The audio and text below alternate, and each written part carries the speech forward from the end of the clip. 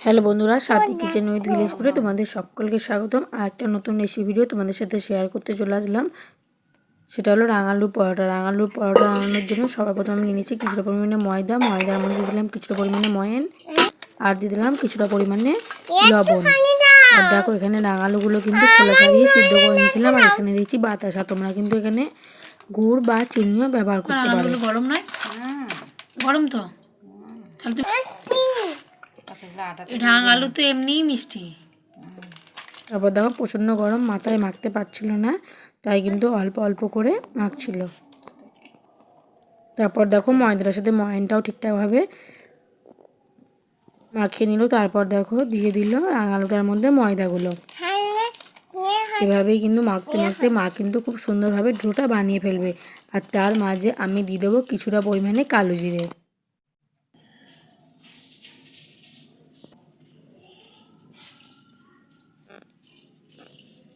দেখো কালো জিরাটা দিয়ে দিলাম। আর মা কিন্তু একটু ময়দা দিয়ে খুব ভালোভাবে মেখে নিল। আর এখানে আমি উনান ধরালাম, ধরানোর পর একটা কড়াই বসিয়ে দিলাম। তারপর দেখো খুব ভালোভাবে কিন্তু আমি ছোট ছোট করে লেচি করে নিলাম। রুটির থেকে একটু ছোট সাইজের লেচি করলাম, যেহেতু এটা পরোটা হবে। দেখো আমার মেয়েও তোমাদেরকে দেখাচ্ছে। তারপর দেখো উনানের মধ্যে তো কড়াই বসিয়ে দিয়েছিলাম, তার মধ্যে দিলাম কিছু পরিমাণে তেল। এটা কিন্তু আমি রিফাইন অয়েল ব্যবহার করেছি।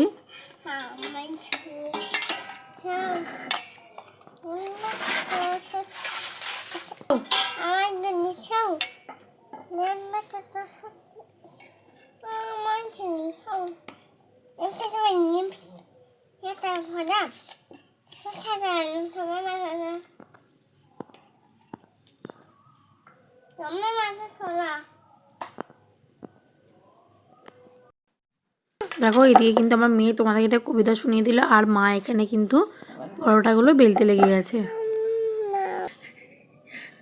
দেখো দেখিয়ে বুঝতে পারছো যেমনভাবে পরোটা বেলে সেভাবেই কিন্তু পরোটা মা বেলছে। আর এইভাবেই কিন্তু মা আমাকে সব পরোটাগুলো বেলে দেবে।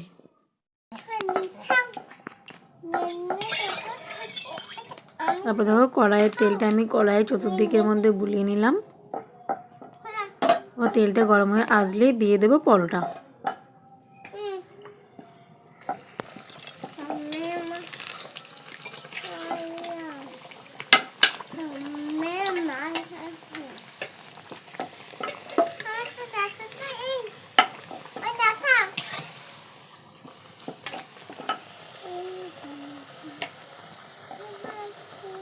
দেখো কত সুন্দরভাবে কিন্তু ফুলে গেল। আর একটু এপিট ওপিট লাল লাল করে আমি ভেজে নেব।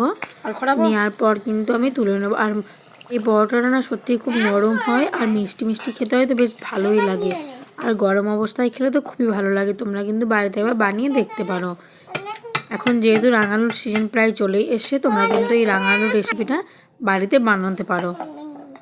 দেখো এইভাবেই কিন্তু আমি সব পরোটাগুলো ভেজে নেব।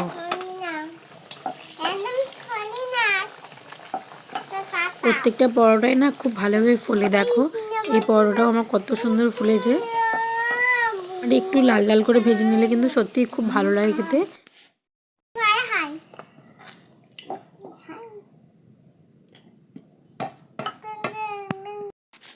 দেখো সব পরোটাগুলো কিন্তু ভাজা হয়ে যাচ্ছে। আর আমার কিন্তু প্রত্যেকটা পরোটাই খুব ভালো ফুলেছে। আর যেহেতু এটা রাঙালুর পরোটা, খেতেও কিন্তু খুব সুন্দর হয়। তোমরাও কিন্তু বাড়িতে বানিয়ে দেখতে পারো। আর আমার পুরো ভিডিওটা দেখার জন্য তোমাদের সকলকে অসংখ্য ধন্যবাদ। আর আমার এই ছোট্ট চ্যানেলটির পাশে থেকো। আর আমার এই ভিডিওটা ভালো লেগে থাকে প্লিজ তোমরা সবাই আমাকে সাপোর্ট করো আর সাবস্ক্রাইব করো।